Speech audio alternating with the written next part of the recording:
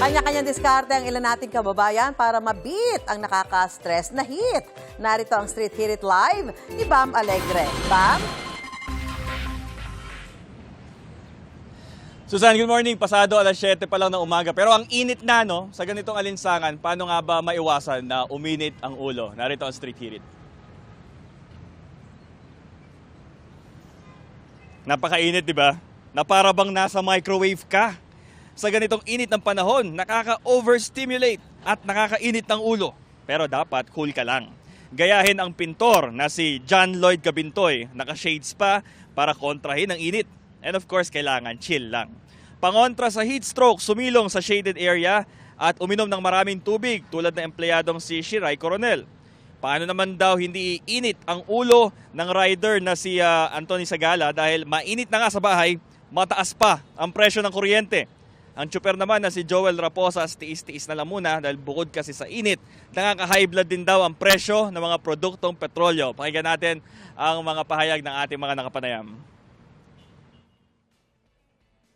Pero nakita ko naka-shades ka, sir. Mainit kasi. Paano mo pinapanatili sarili mo na cool lang? Kalmado lang ako palagi, sir. Kasi ganda naman lagi tuwing umaga. Kailangan stay calm at saka kailangan po uminom lagi ng tubig para stay hydrated po. Yun. Laban sa init ng panahon. Sa lahat, lagi pong malagkit sa pakiramdam. Lalo na po yung usok at saka po yung nangyari sa Nabotas.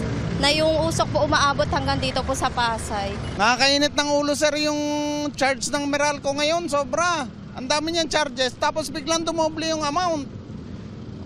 Ang init ng panahon, tapos ganun pa yung naging bill ng kuryente, parang nakaka-high blood na eh. Mainit eh. Ang mainit na, no? Ngayon pa lang. Paano nyo iniwasan, sir, na uminit ang ulo, sir? Ano lang, kalma lang.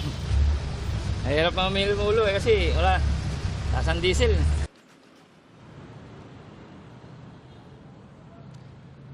Pero Susan, sabi nga yung pikon daw talo, kaya wag tayong papatalo sa init ng panahon. Ito ang Hit Hirit ng Street Hirit mula rito sa Pasay, Bam Alegre para sa GMA News.